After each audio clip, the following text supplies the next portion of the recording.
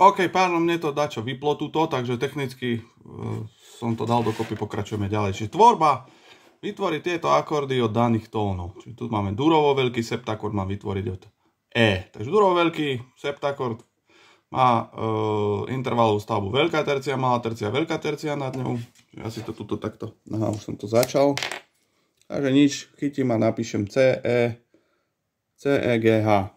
Molovo malý septakord, molovo malý kvinsextakord. Čiže viem, že táto molovo malý kvinsextakord vo všeobecnosti má ako základný tón terciu toho akordu. Čiže základný tón bude o terciu nižšie. Čiže keď tu mám D, o terciu nižšie je H. Takto. Dobre. No a už dám len ďalšie tercie nad neho, potom sa pozriem, že či je toto tu molový kvintakord H, D, F. Nie je molový kvintakord, lebo to je malá tercia. Takže musím dať, aby bola veľká tercia. Už mám H, D, Fis, A. Čo už je molovo malý septakord, ale keďže v tvare kvinsextakordu, tak ho napíšem od D. D, Fis, A, H. Je to správne. Dobre. Zmenšeno malý, čo to tu mám? Zmenšený terckvardakord od E. Dobre, čiže viem, že terckvardakord je druhý obrad septakordu, takže idem o jednu terciu, druhú terciu nižšie, vyšlo mi A, C, E. Ešte jeden tón mi chýba G, A, C, E, G. Pozriem sa na to, A, C, E, G je molový kvintakord s malou septimou, čiže by to bol molovo malý. Takže musím z neho urobiť zmenšeno malý, tak aby som tým Ečkom nehýbal. Zmenšený teda má iba malé tercie. Ais, cis, E, G, tamto do tvaru takom, ako má byť, čiže od E, G, Ais, cis. E, G, Ais, cis. Zväčšený sextakord, základný tón, že to je prvý obrad kvintakordu, sextakord, základný tón je o terciu nižšie. D, F, A, vyšiel mi molový, takže musím z neho urobiť zväčšený, ten má iba veľké tercie, F-ko nesmiem hýbať, takže hýbnem týmto, nadol zväčším. F, A, Des je správne. F, A, Des. A zmenšeno malý kvinsextakord. Kvinsextakord opäť je prvý obrad septakordu. Takže základný tón je E, G, H, D napíšem. Gčko som nepohol, dobre. E, G, H je molovo malý. Ja potrebujem zmenšenú, čiže musím mať malú terciu. E, G, B je zmenšený, áno, malý je, čiže napíšem len v tvare od G. G, B, D, E, je to správne, takto, super. Vrátiam sa k tomuto. General bass, sadzba, hej, čiže máme nejaké tie základné funkcie, tonika zmena tonalita, vedľajšie funkcie, harmonická kadencia uzatvára, hej. Čísla v base určujú vypracovanie vrchných hlasov. Takže pozriem sa, mám takýto príkladík, tu mám nejaké 3 akordy tu uvedené. Teda upravte nasledujúce akordy do úzkej a širokej sadzby a určite ich funkčnosť v danej tónine. Tu mám nejaké akordy, nemám tóninu, idem zisťovať. Mám taký, že D, Fis, H, čo je sextakord nejaký v základnom tvare H, D, Fis. Tu mám nejaký D, E, Gis, H, čo je sekundakord v základnom tvare E, Gis, H, D. A tu mám nejaký cis, E, A, čo je sextakord, v základnom tvare bol A, cis, E. Mne sa to javí najjednoduchšie vyústenie, že to je tónický sextakord alebo tónický kvintakord v A-dur. Toto by bol dominantný septakord v A-dur a toto by bol druhý stupeň v A-dur. Takže si napíšem, zistil som, že som v A-dur. Tuto mám napísať v oktávovej úzkej, mám dať tieto akordy do oktávovej úzkej. Takže napíšem, že som v A-dur. Neviem, či to vidíte, snáď. V A-dur tu bude druhý stupeň, dominantný septakord a tónický kvintakord, druhý stupeň v základných tvaroch H, dominantný septakord E, potom A v oktávovej úzkej, čiže vzdialenosť sopránu od basu určuje táto poloha, čiže oktáva HH, v sopráne bude H. Druhý stupeň má tóny H, D, Fis, čiže tu bude, môžem dať do preznamenia Fis, Cis, Gis, aby som nemusel potom k notám písať. H, Fis, D bude v tenore. Robím prísny spoj, lebo sú to príbuzné akordy, majú spoločný tón D, zadržím ho, Toto mi ide sem na GIS. Aj háčko má ju spoločné, zadržím. A rozvádzam septima klesá, tercia dominanty GIS, keďže je citlivý tón stúpa. D mi klesá na terciu tóniky, čiže na cis. GIS mi stúpa na A. H je rozvádzané voľne. Ja by som povedal, že klesá, takže takto to je. Dobre, a teraz to isté upravím v širokej oktávovej, čiže opäť si napíšem prezvania FIS, CIS, GIS, do basu FIS, CIS, GIS a dám základný tón druhého stupňa, dominantný septakord a tónický kvintakord bude v oktávovej úzkej, vzdialenosť basu od sopránu H. Takto napíšem H. Dobre, teraz by bol, keby som bol v úzkej, by som dal do altu FIS, ale ja robím širokú, čiže FIS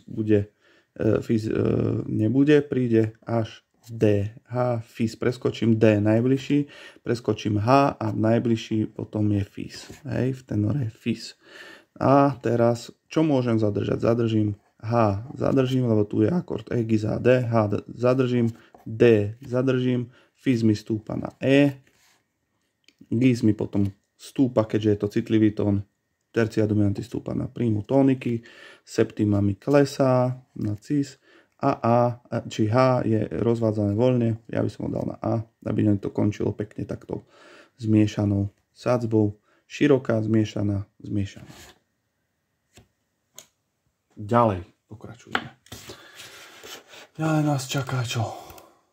Čo to je kvintakord, priatelia? No tak už sme sa stretli. Kvintakord je súzvuk troch tónov. Na každom stupni v tónine môžeme postaviť kvintakord, pričom vzhľadom na hierarchiu harmonické napätie, ktoré medzi týmito akordami vzniká, rozlišujeme rozdielnu funkčnosť akordov. Čiže harmonické funkcie, to je to, čo podpisujeme pod jednotlivé. Hej? Čiže či to je druhý stupeň, dominanta, tónika a tak ďalej. Poznáme aj vedľajšie funkcie. Tretí, druhý, tretí, šiestý, siedmy.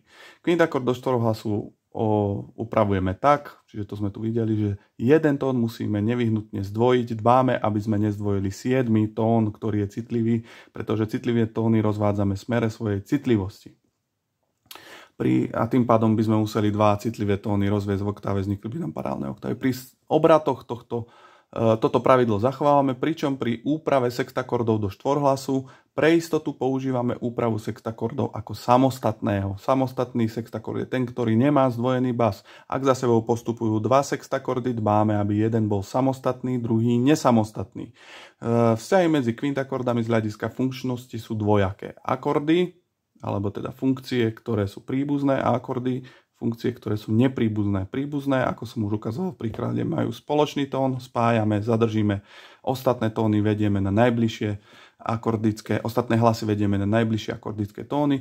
Akordy nepríbuzné, nemajú spoločný tón, nemôžeme nič zadržať, nespájame ich, robíme v protipohybe s basom na najbližšie akordické tóny, tie hlasy. Pri štvorhlasnej sadzbe vo všeobecnosti dbáme na 3 zásady. Spoločné tóny zadržiavame, robíme protipohyb hlasov, zdvojené tóny rozvádzame v protipohybe, citlivé tóny rozvádzame v smere svojej citlivosti a dbáme, aby nevznikli zakázané postupy. Tie zakázané postupy sú najmä v klasickej harmonii paralelné oktávy, paralelné kvinty, hiatus a tritónus. Ideme ďalej. Doplnením ďalšej tercie nad kvintakordu dostaneme septakord. Hej, čiže napríklad mal som C, E, G, to je kvintakord, súzvuk troch tónov, na to doplním ešte jednu terciu, C, E, G, H, napríklad dostal som septakord. Dobre, väčšinou septakordy, no túto metódu voláme superpozícia. Keby som doplnil terciu a superpozícia, keby som doplnil ďalšiu terciu, tak nám vznikne nonakord. C, E, G, H, D napríklad.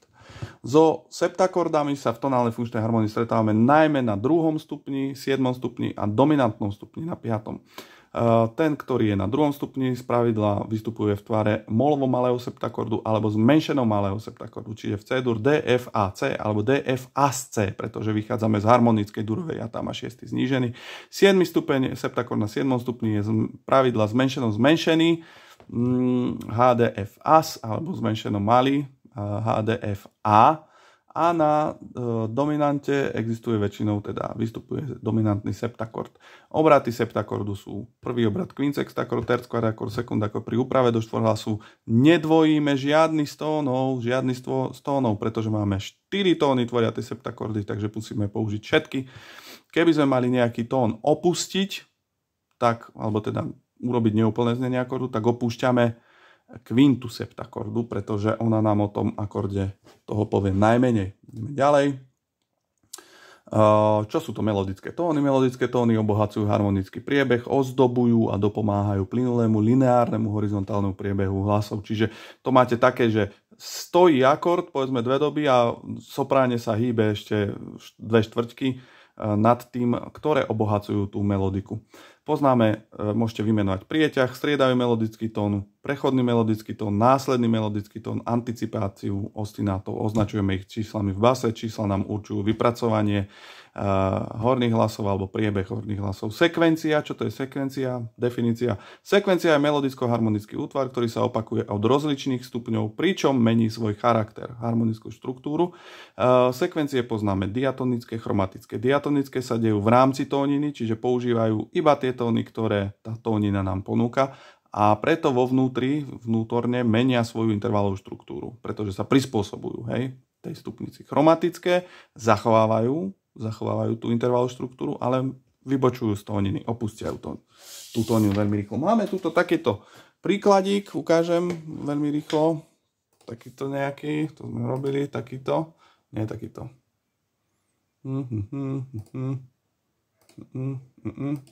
Neviem, ktorý. Oj.